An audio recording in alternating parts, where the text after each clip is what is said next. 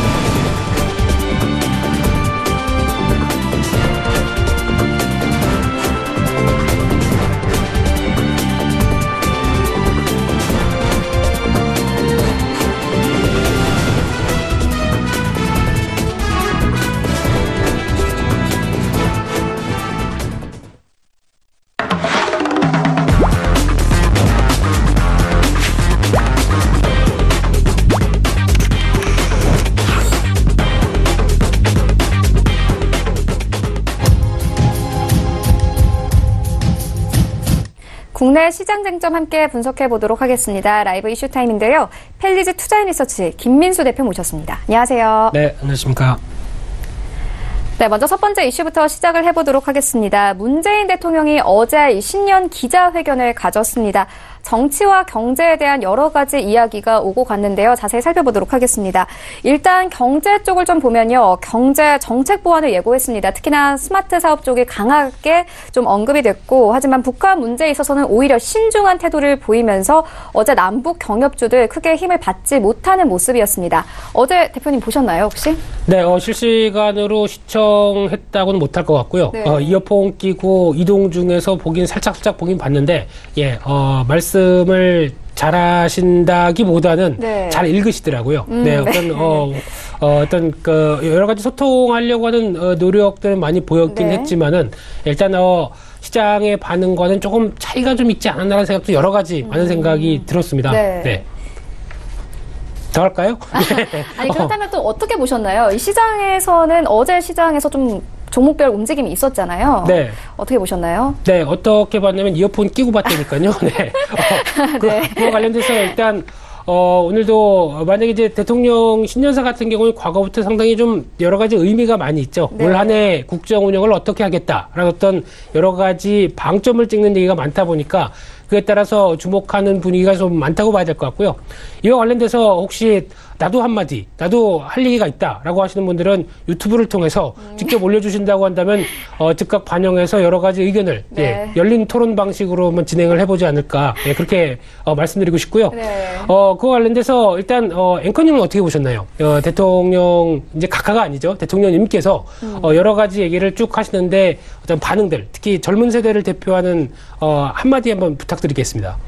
일단 저는 말한 그대로가 만약에 실천이 된다면 정말 네. 좋지 않을까요? 근데 그대로 실천이 되느냐 안 되느냐의 문제가 아닐까요? 그렇죠. 말한 그대로 항상 그런 것 같아요. 말한 그대로 모든 게 펼쳐진다 그러면 파라다이스죠. 그렇죠. 네. 네. 근데 지금 분위기를 봤을 때 어제 시장 반응이나 여러 가지 흐름들을 쭉 지켜보다 보면은 약간 기대감이나 여러 가지 이제 앞으로 우리나라가 어떻게 되겠다라는 부분보다는 약간 좀 뚱한 반응이 아니었나라는 생각이 듭니다. 특히 네. 대표적으로 시장이 그랬죠. 물론 어제 옵션 만기일 때문에 영향을 받았다고는 하더라도 네. 보통 대통령 신년사에서 어떤 방향으로 나가겠다라고 하게 되면 약간 종목의 섹터나 아니면 테마 쪽으로도 들썩들썩하는 게 일반적인 분위기였는데 어제는 상당히 조용했습니다. 네. 이런 부분들이 과연 무엇을 의미할 것인가라는 쪽으로 많이 생각할 수가 있는 상황들인데 지금 만약에 여기서 제가 조금 더 나가게 되면 정치 색깔을 막 보여주면서 얘기할 수 있는 부분들도 상당히 높기 때문에 네. 아마 보여주시면 오늘은 안 되나요? 정치 색깔은 이제 보통 보면은 이제 경론을 하는 자리에서 네. 뭐 이제 술 한잔 하면서 할 수는 있겠지만은 네. 이런 어떤 경제 방송에서 이제 서울경제TV에 추구하는 바와 좀 배치가 될 수가 있기 때문에 네. 일단 어떤 정치적인 색깔보다는 약간 그래도 시장에 대해서 미치는 영향 쪽에 일단 네. 얘기를 좀 드려야 될 것 같고요. 그 와중에 유튜브를 통해서 유진구님 염색하셨다고 얘기하는데 염색보다는 아무래도 이제 새치 염색이라고 안 그러면 이제 노인처럼 보일까봐 방지하려고 했습니다. 감사합니다. 네. 근데 그와 관련돼서 지금 생각해볼 가장 문제라기보다는 이제 지금 나오고 있는 여러 가지 흐름들 쪽에서 이제 나왔던 부분들이 경제 얘기가 35번 됐답니다. 네. 거기다가 성장이 29번, 혁신이 21번. 그러다 보니까 이를 종합하게 되면은 혁신에 기반한 경제 성장을 이루겠다. 뭐 이런 쪽으로 종합할 수 있다고 한마디로 봐야 될 것 같고요. 근데 좀 차이가 있는 게 작년에는 평화라는 단어를 15번 언급했는데 이번엔 빈도수가 좀 떨어졌습니다. 13번이라고 하게 되면 그동안 이제 2년 동안 평화를 위해서, 즉 남북 간의 해빙 무드를 위해서 부단히 노력했다라고 생각하고 있고 정부 자체가 그러면서 결과를 어느 정도 좀 나오고 있다는 관점 쪽에서 이제 그쪽보다는 남북 화해 무드와 관련된 여러 가지 노력보다는 경제 쪽에 좀 더 무게를 실겠다라는 쪽으로 여러 가지 변화를 했다라고 보여줄 수 있는데 시장 반응이 좀 냉담했던 이유는 2년 동안 남북 관계 쪽에서만 많이 무게를 뒀는데 경제 쪽에서는 성과가 안 나왔다. 그러니까 성과를 좀 내라라고 하는 여러 가지 무언의 얘기도 같이 나온 게 아닐까라는 쪽도 생각을 할 수 있을 것 같은데 이 부분에 대해서는 좀 더 지켜봐야 될 부분들이 또 이제 보통 보면은 혁신이라고 많이 얘기하죠. 저희가 혁신이다라고 하게 되면은 과거에 없던 걸 이제 새롭게 끌어내는 분야입니다. 그렇게 되면은 어떻게 보면은 지금 이제 개혁이란 쪽과도 맞춰 있고요. 거기다가 규제 철폐 이런 쪽과도 같이 맞춰지게 되면은 반대로 말씀드리게 되면은 상대적으로 그동안 어느 정도 좀 위치해 있던 이 기득권과의 마찰이 상당히 커질 수밖에 없다는 것들도 염두를 해야 될 것 같은데 그런 어떤 부담감에도 불구하고 이런 혁신을 계속 잘 돌파해서 경제적인 어떤 성과를 낼 수 있을 것인가 이 부분에 대해서는 아직 답을 못하겠다는 관점 쪽에서 시장은 바라본다라고 봐야 될 것 같고요. 그런 쪽으로 봤었을 때 어제 나왔던 여러 가지 섹터 얘기들을 좀 본다고 하게 되면 이에 따른 부담들도 있습니다. 특히 이제 전략적인 혁신 산업에 대해서 본격 투자하겠다. 그래서 뭐 3대 기반 경제 그리고 8대 선도 산업 이런 쪽으로 얘기를 했는데 이게 뭐 어제 새롭게 나온 사실은 아니고요. 그동안 계속 얘기 나왔던 부분들 쪽에서 구체적인 방향을 다시 한번 언급했다는 정도로 보여지고 있는데 그럼 이런 종목들이 sek터 쪽으로 막 움직이게 되는데 전혀 움직이지가 않았죠. 어제 대표적으로 3대 기반 경제에서 1조 5천억을 투자하겠다고 나왔던 부분들이 드론, 인공지능이죠. 인공지능 그리고 데이터 그리고 수소 경제라고 얘기했는데 제가 보기엔 수소 경제가 무슨 얘기인지 잘 모르겠습니다. 네. 수소를 기반으로 경제를 일으킨다는 것보다 수소 전기차와 관련된 쪽에 대한 언급을 좀 더 확대해서 얘기한 게 아닐까라는 쪽인데 수소와 경제는 좀 말이 안 되는 부분들이겠죠. 그렇기 때문에 이 부분에 대해서는 조금 더 변화를 좀 지켜봐야 될 것 같고요. 또 하나 8대 선도산업이라고 얘기를 작년부터 얘기했었죠. 작년 여름부터 나왔던 부분들이 드론, 바이오헬스, 그리고 스마트 공장, 스마트 시티, 스마트팜, 스마트자가 3개가 들어갑니다. 이게 무슨 얘기일까요? 스마트 관련된 연관 산업. 질문이었는데요. 네. 그냥 제가 하겠습니다. 네, 스마트 관련된 얘기로 엮어서 뭔가 기존 전통 산업과 같이 움직인다는 얘기는 4차 산업혁명과 관련된 융합이라는 얘기겠죠. 산업 간의 융합 얘기를 어떻게 보면 스마트자로 붙여서 얘기하는데 또 좀 반대로 얘기하게 되면은 좀 둥그스름하게 엮이는. 그러니까 즉 앞으로 여러 가지 산업 쪽에서 융합을 얘기를 하는데 어떻게 진행될지는 잘 모르겠다는 부분들이죠. 이 부분은. 근데 좀 더 IT와 결합한 여러 가지 분야들을 나가겠다라는 관련된 산업들인데, 그와 함께 또 핀테크 쪽도 있죠. 그리고 에너지 관련된 쪽, 친환경 자율주행차, 이런 쪽으로 나오고 있는데, 아직 성과가 강하게 이뤄냈다기보다는 이제 또 3조 6천억 정도 투자를 하는데, 어떻게 좀 진행을 해보겠다라는 의지 쪽으로만 일단 확인이 되는 상황들이고요. 특히 시장에선 테마 관련된 종목들도 이와 관련돼서 밀접하게 연관돼서 이게 수혜다라고 볼 수 있는 종목들도 지금 약간 많이 좀 떨어지다 보니까 아직까지 반응이 좀 덜했다라고 봐야 될 것 같고요. 또 하나 두 번째로 지금 생활 밀착형 SOC라고 하게 되면은 앵커님 도서관 좋아하세요? 그럼요. 네, 학교 다닐 때 공부 잘하셨을 것 같아요. 네. 그러다 보니까 그런 공부 잘하는 사람들을 더 만들어내기 위해서 도서관이라든가 체육관도 그러면 체육 잘하는 사람들 좀 생활체육 쪽으로 계속 바꿔보겠다라는 쪽으로 나오다 보니까 이와 관련된 기대감들이 좀 더 커져 있을 수 있는데 이런 부분들과 함께 뭐 농촌 스마트팜이죠. 어촌의 뉴딜 사업 이런 쪽은 아무래도 지금 바라보고 있는 상황들 쪽에서 도심 재생 산업과 같이 연결되면서 여러 가지 분위기를 또 끌어낼 수 있는 쪽과 같이 연결될 겁니다. 근데 도심 재생 산업이라고 하게 되면 저희가 일반적으로 또 시장에서 알려진 회사는 뭐 중소형 건설사부터 아마 대형 건설사 쪽으로 낙차를 하진 않을 것 같고요. 그럼 이제 중소형 건설사부터 그래서 며칠 전부터 계속 꿈틀리고 있는 종목들의 특징들이 이런 쪽도 있다라는 쪽도 보여주고 있고요. 또 감리 관련된 회사들 이런 쪽도 같이 이어질 수 있는데 이 부분은 또 남북 경협조약도 같이 연결되죠. 그런 쪽도 맥이 같이 이어진다라고 보시면 될 것 같고요. 그 밖에 뭐 신북방 정책, 신남방 정책 이런 쪽도 같이 얘기를 했는데 신북방 정책은 보다는 이제 신남방 정책이 좀 더 이번에는 언급 빈도수가 조금 더 많았습니다. 그런 관점으로 봤을 때 일단 북쪽도 북방 정책도 중요하지만 남방 정책과 관련된 동남아시아 관련된 쪽들 그리고 인도라든가 아니면 제가 보기에는 신남방 정책의 가장 큰 핵심은 지금까지 국내 투자와 같이 연결돼 봤을 때 비엔남입니다. 네. 그래서 저희가 요즘 많이 가시는 베트남이죠. 네. 예, 이쪽으로 분위기가 끌고 갈 수밖에 없는 상황들이 일단 지난 2010년도 전 같은 경우는 중국에 투자를 상당히 많이 했습니다. 중국 투자와 함께 중국 공장에 대해서 많이 역점을 뒀는데 지금 나오고 있는 여러 가지 흐름을 봤을 때는 사드와 여러 가지 중국에 대한 투자를 했었을 때 나올 수 있는 여러 가지 불확실성들이 더 높다 보니까 이제 고개를 돌리고 있죠. 이제 베트남 쪽으로 상당 부분 직접 투자가 많이 일어나고 있습니다. 그러다 보니까 아마 지금 앞으로 좀 더 가게 되면 거점 투자가 베트남 쪽으로 바뀐 다음에 거기서 이제 좀 더 확대되는 쪽으로 나가는 그런 분위기가 아닐까라는 쪽이기 때문에 지금 관심이 있다고 한다면 베트남 투자, 배트맨이 아니고요. 네, 베트남 투자 관심 있게 보셨으면 좋겠고요. 그거 관련돼서 직접 가서 살아봐야겠다. 뭐 그건 제가 말리진 않겠습니다만 관련돼서 아마 여러 가지 변화가 파장들이 좀 더 과거의 중국에 대한 열광들이 베트남 쪽으로도 점점 확산될 가능성은 높다. 이렇게 저는 바라보고 있고요. 어제 관련돼서 시장에 미치는 대통령 신년사에 대한 영향들은 딱 한마디로 들게 되면은 별거 없었다. 죄송합니다만 대통령님 열일하시는데 죄송합니다만 네. 시장에 대한 반응은 좀 기대감이 낮다. 이런 쪽으로 정리하면서 바라보셔야 될 것 같습니다.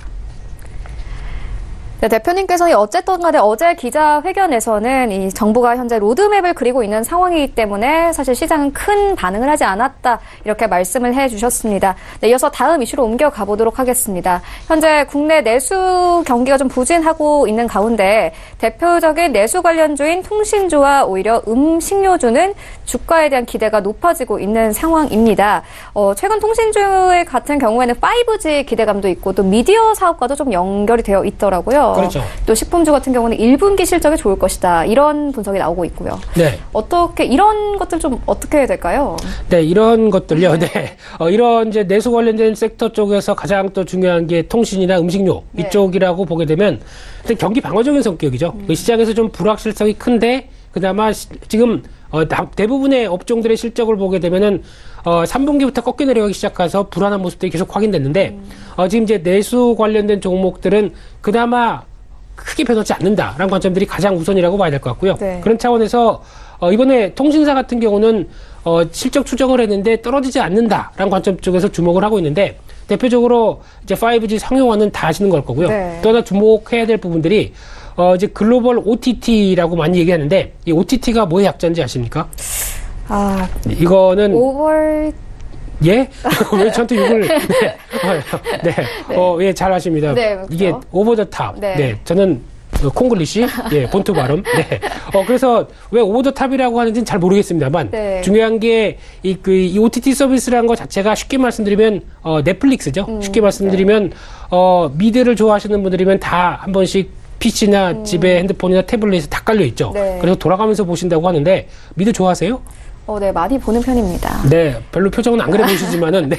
이런 저 같은 또 이용자들 때문에 이런 플랫폼에 대한 기대가 더 높아지는 거 아닐까요? 상당히 높아지죠. 예, 그런 관점 쪽에서 넷플릭스가 성공 가도를 달리다 보니까 그에 따라서 이제 외국의 업체들도 글로벌 업체들도 관심이 높아지고 있는 상황들이고요. 네. 대표적으로 디즈니라든가 이런 쪽도 이런 쪽을 세워서 좀 경쟁에 같이 참여하겠다라고 하다 보니까 이런 플랫폼 관련된 쪽의 스트리밍 서비스를 하는 쪽은 상당히 긍정적으로 나오는 분위기가 높아지는데 왜 국내 업체도 없냐? 그러다 보니까 눈에 띄는 게 대표적인 게 SK텔레콤이 하는 옥수수.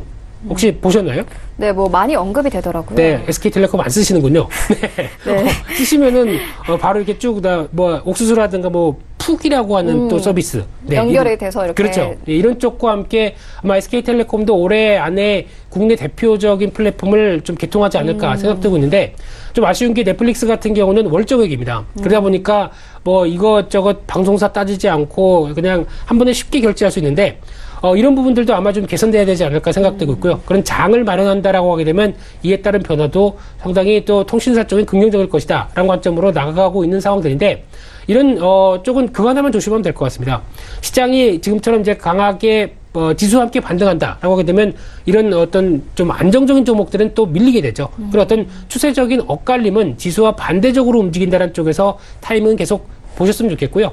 또 하나 음식료 업종 같은 경우도 실적 기대되는 종목의 대표적인 게 지금 하이트진로 농심 거기다가 오리온 오뚜기 부각이 되고 있는데 쉽게 말씀드리게 되면 농심이나 오뚜기가 라면에 관련된 변화가 가장 크겠죠. 네. 그와 함께 모습을 보게 되면은 일단 작년 한 해 동안은 달러가 강세로 가다 보니까 원자재 가격이 다 밀렸습니다. 그러니까 곡물가 관련돼서는 수혜죠. 수입을 하는 입장이다 보니까 수혜고 유가 하락도 수혜라고 얘기합니다. 대표적으로 유가 하락을 하게 되면 포장 용기가 어떻게 보면 또 원가가 줄어들게 되겠죠. 그런 쪽에서 긍정적으로 보여지고 있는데 무엇보다 중요한 게 이제 라면 수출 같은 경우도 회복세가 들어가기 시작을 하고 있고 거기다가 오뚜기는 지인 그거죠. 네. 예. 거기서 이제 또 수혜를 많이 받는다고 보여지고 있고 농심이 상대적으로 떨어졌습니다. 그러다가 4분기를 기점으로 해서 56%대, 57%대 라면 점유율을 다시 회복하기 시작한다는 근거는 네. 재포장 라면들이 또 인기를 끌고 있다고 하더라고요. 그동안 용기면으로 먹었던 튀김 우동이 그냥 면으로 나온다. 뭐 이런 쪽과 함께 네. 안성탕면도 맛이 하나 추가됐죠. 그런 관점적으로 봤을 때 지금 실적에 대한 회복세에 대해서 무게를 둔다라고 하게 되면 아마 지금 영업이익이 올해 다시 1,000억대로 회복할 것 같고요. 농심 같은 경우는요. 거기다가 주상 순자산이 32만 원까지 벌어졌다라고 하게 되면은 그러면 지금 주가는 회복적인 무게를 두지 않을까 그런 관점 쪽에서 일단 타이밍만 잘 관리를 하시면서 어떤 그래도 시장의 방어적인 역할들은 계속 올해도 할 것이다 라는 관점 쪽에서 적어도 상반기까지는 지켜보셨으면 좋겠습니다. 네, 알겠습니다. 통신주와 또 음식료주 그리고 함께 짚고 왔고요. 이어서 다음 이슈로 옮겨가 보도록 하겠습니다. 어제하고 그리고 그저께 우리 시장에서 가장 뜨거운 이슈였습니다. 어떤 노래 때문인데요. 대표님, 혹시 네. 제가 어떤 노래 말씀하시는지 아시겠습니까? 네, 엑소 노래 하시나요? 엑소 노래 아니고요. 네. 힌트를 좀 드리자면은 네. 아기 상어 왜 춤은 안 추시나요? 춤도 있나요? 예, 순간적으로 움직일 그다음 뒤에 뻔해서. 뭐가 나오는지 아시나요? 그렇죠. 이제 두루루루 뚜루뚜루 이런 얘기죠. 예. 네. 저는 블랙핑크의 뚜두두두가 더 좋지만은 네. 네, 지금 핫한 쪽이죠. 가장 뜨거운 또 이슈이기도 하고 네. 또 전 세계적으로 글로벌적으로 큰 관심을 받고 있는 상황이기도 합니다. 그래서 그런지 또 이 종목 좀 매수하셨던 분들은 이 노래가 저절로 나올 것 같아요. 그렇죠. 매수하시면서 노래도 부르시고 따라 부르셨다가 수익 나면은 같이 또 좋아하시는. 춤도 추고요. 네, 그렇죠. 그죠? 그런 관점인데, 근데 좀 신기한 게 저는 이제 또 새아이 아빠로서 네. 막내를 키우면서 네. 또 지대한 역할을 했던 노래가 이 노래고요. 네. 그래야 또 흥이 나서 같이 놀아주는 아빠의 고통입니다. 네. 혹시 육아를 하고 계시는 500만 아빠들께 다시 응원을 드리면서 네. 지금 흐름을 보게 되면 이게 원래 2015년도에 나왔습니다. 네. 나오면서 그때 상당히 인기를 끌다가 지금 저희 식으로 얘기하면 우리나라에서는 이제 한물 간 약간 좀 꺾이는 노래 분위기죠. 또 이제 가장 정점이었을 때가 제가 기억하기로는 작년 같은 경우도 저희 또 다 같이 여행 갈 때 차에서 거의 한 30분 동안 계속 틀었던 기억이 나는데 그때 같은 경우 사람이 좀 멍해집니다. 멍해지면서 이게 과연 이제 춤추기도 귀찮고요. 네. 같이 따라해주기도 귀찮고요. 네. 그러다가 혹시 이게 그 민속 버전까지 있는 것도 아십니까? 국악 버전이요? 클럽 버전도 있고 EDM 네. 버전도 있고 엄청 많더라고요. 그때가 가장 정점이었던 것 같은데 네. 지금 인기를 끈다는 거에 대해서는 조금 좀 그러지 않는 생각인데 오히려 지금 항상 그래도 이제 중독성과 관련된 쪽의 변화다라는 쪽으로 보시면 좋겠는데 이제 이런 걸 다 떠나서 주식만 봐야 되겠죠. 주식 같은 경우는 삼성출판사, 이 스마트 스터디에서 지분 25%를 보유하면서 강하게 부각을 받고 있고요. 또 하나 이 스마트 스터디라고 하는 회사와 토박스 코리아, 오로라 이런 쪽도 전략적 제휴했다라는 관점 쪽에서 같이 뛰고 있는데 제가 보기에는 삼성출판사는 정확하게 보게 되면은 이 유아 관련된 부분들은 매출이 한 15%밖에 차지를 안 합니다. 근데 오히려 나머지 쪽이 좀 더 큰데 70% 이상 차지하고 있는 게 문구펜시입니다. 자회사가 아트박스가 있죠. 마동석 사장님이 하시는 아트박스가 오히려 지금 실적에 어떤 가장 중요한 역할을 하고 있는데 네. 네, 마동석 씨랑 친하신가요? 네, 죄송합니다. 네, 그거 관련돼서 지금 흐름이 상대적으로 보게 되면, 물론 지금 부각을 받고 있지만은, 지금 히트를 쳐서 앞으로 나올 컨텐츠가 또 히트를 친다? 이거는 아직 좀 더 지켜봐야 되는 부분들이고요. 게다가 지금, 나올 수 있는 부분들이 아무래도 유아 쪽이다 보면 지금 저출산이다 보니까 약간 매출 기반들이 많이 흔들리고 있습니다. 그런 관점 쪽으로 봤었을 때는 삼성출판사의 어떤 주가의 강한 모멘텀은 좀 떨어질 수도 있다라는 점들도 염두를 하시면서 일단 과거에 빌보드만 들어가면 저희가 항상 깜짝깜짝 놀라죠. 그렇죠. 싸이라든가 BTS 이런 쪽에서 어느 정도 주가도 같이 급등했던 경험이 있기 때문에 움직인다라고 보시고요. 무리하게 쫓아가지는 않으셨으면 좋겠습니다. 이게 결론입니다. 네. 네, 알겠습니다. 이렇게 재밌게 또 세 가지 이슈 함께 짚고 왔습니다. 지금까지 펠리즈 투자인 리서치 김민수 대표와 함께했습니다. 고맙습니다. 감사합니다.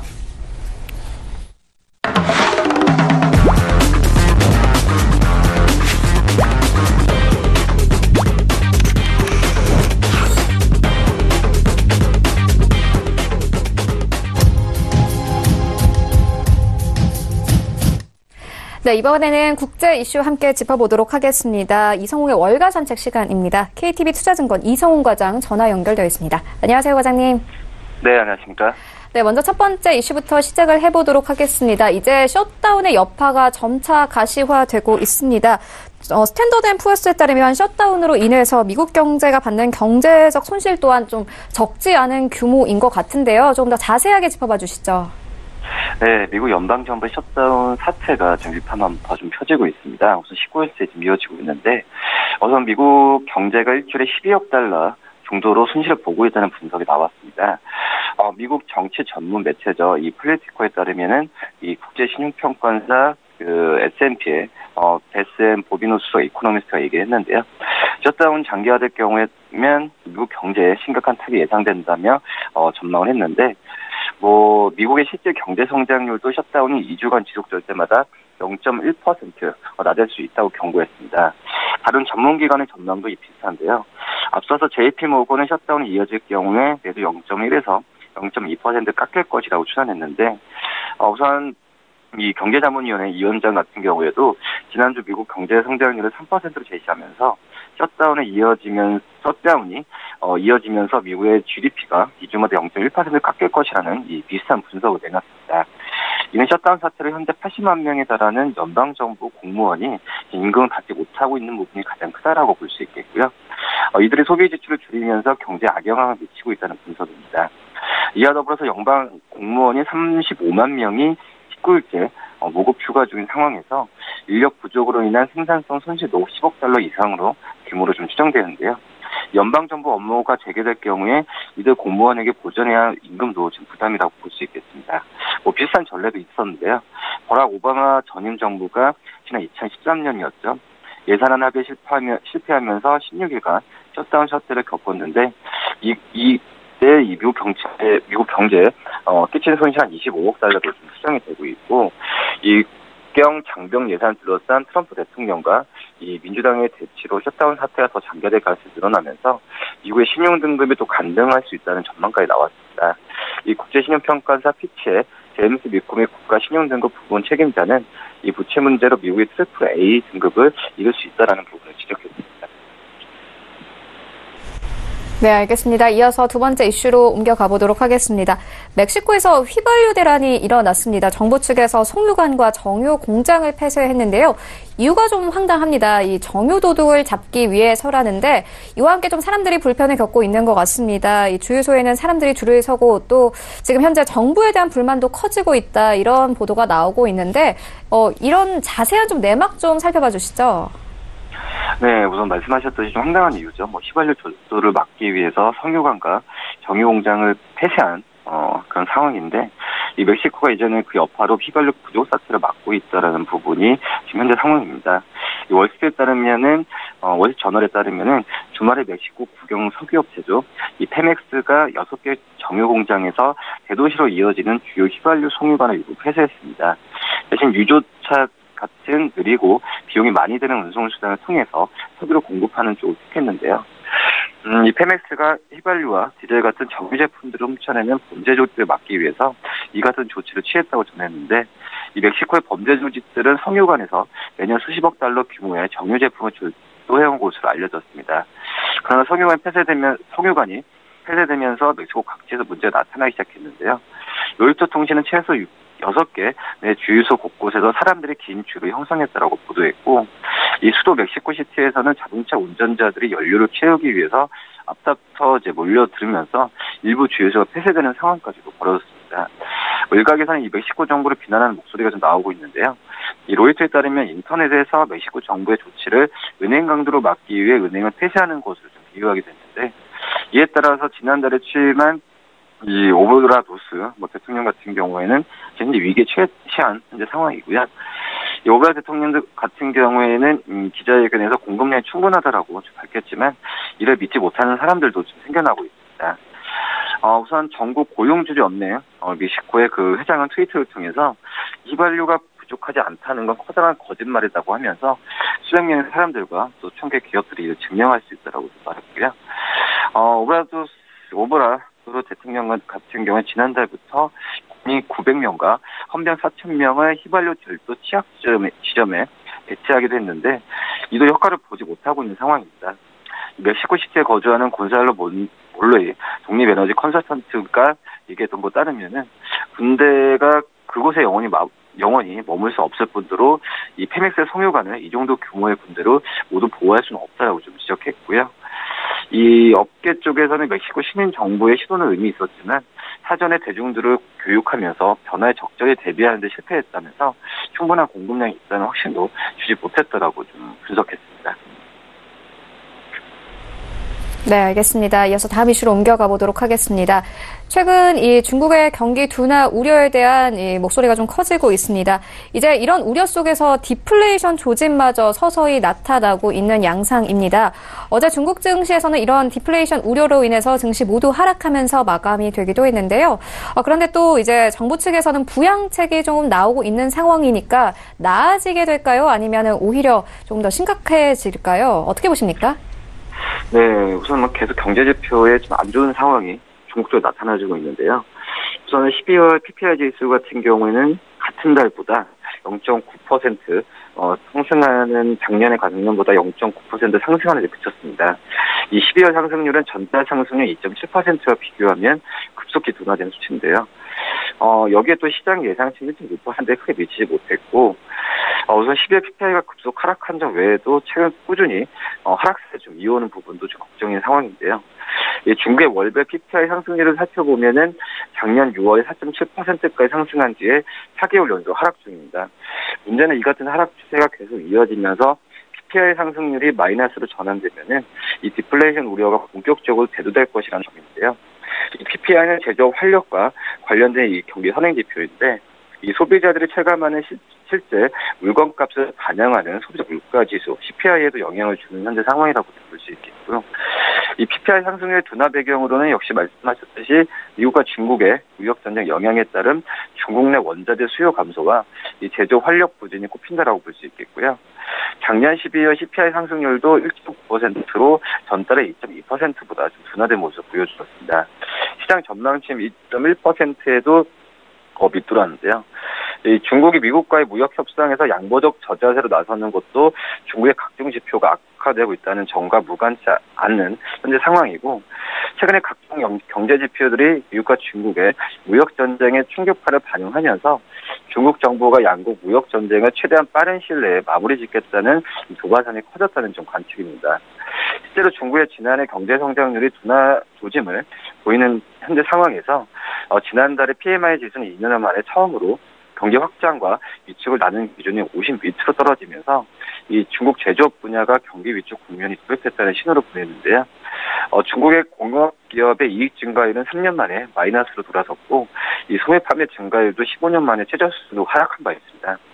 이 미국과 중국의 무역 전쟁이 드리운 미래에 대한 어떤 불확실성이 이 중국인들의 소비 심리를 얼어붙게 하는 상황이고, 작년에 세계 최대 규모인 자동차 시장에 20여 년 만에 처음으로 역성장하는 이런 실물 경제 곳곳에서도 좀 경고음이 좀 커지고 있는 상황이고요.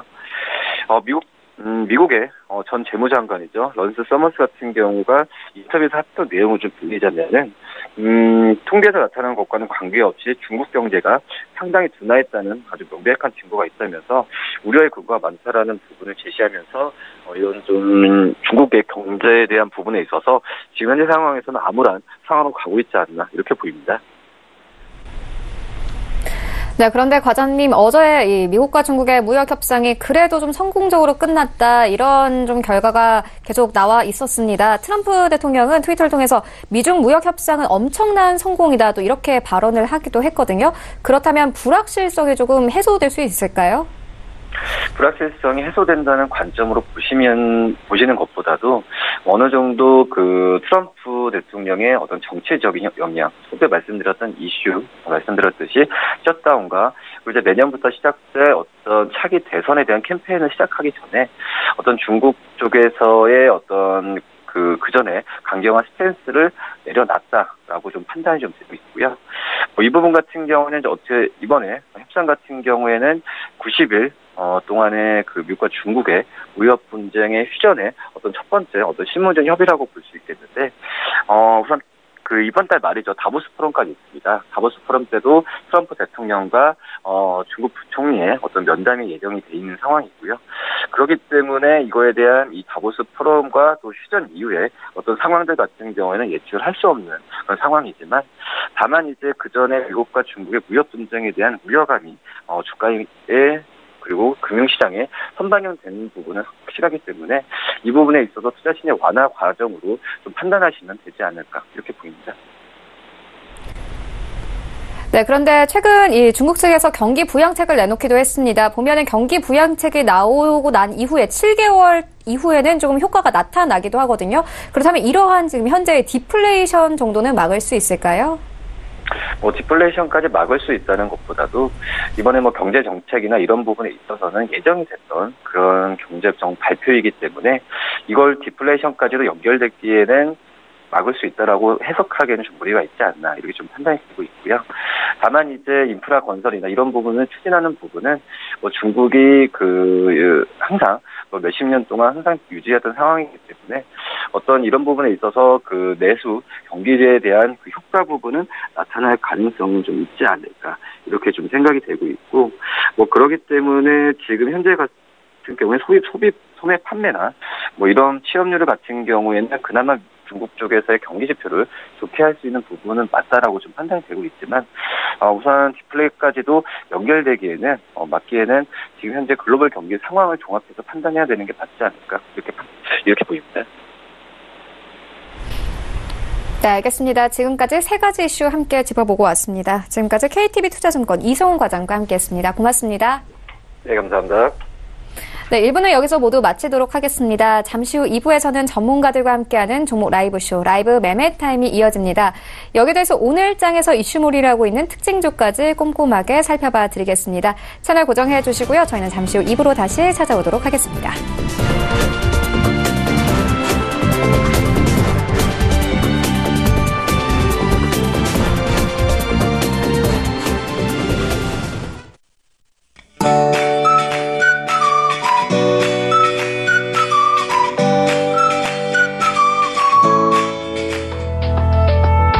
안녕하세요. K웨더 라이프스타일 예보 김단비입니다.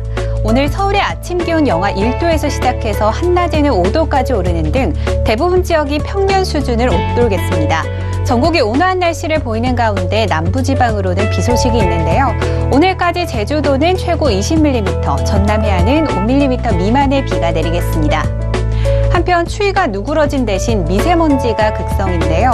제주도를 제외한 전국의 미세먼지 농도 나쁨 단계가 예상돼 호흡기가 약하신 분들은 주의하셔야겠습니다. 오늘은 중국 북동지방에 위치한 고기압의 가장자리에 들겠고요.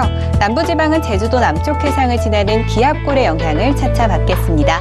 다음은 자세한 지역별 날씨입니다. 중부지방 인천의 아침 기온 0도, 낮 기온 5도로 어제보다 기온이 오르겠고요. 춘천의 낮 기온 4도가 예상됩니다. 동해안 속초는 영하 1도로 시작해서 한낮에는 5도까지 오르겠고요. 강릉의 낮 기온 7도, 울진은 8도가 되겠습니다. 남부지방 광주의 낮 기온 9도, 부산은 10도로 어제보다 2, 3도가량 올라 온화하겠습니다. 서해와 남해상에는 비가 내리는 가운데 동해는 물결이 최고 3.5m까지 높게 일겠습니다. 항해나 조업하는 선박들은 각별히 주의하시기 바랍니다. 당분간 평년보다 높은 기온을 보이며 큰 추위는 없겠고요. 토요일에 강원 영동과 남부지방에 비 또는 눈이 내리겠고, 다음 주 초반에는 충남 서해안과 전라도, 제주도에 눈이 내릴 전망입니다. 날씨였습니다.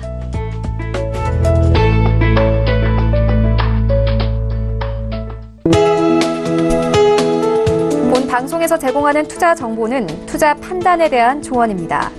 방송에서 제공하는 주식의 가치, 가격 상승 및 가격 하락에 대해서는 방송사에서 보장하지 않습니다.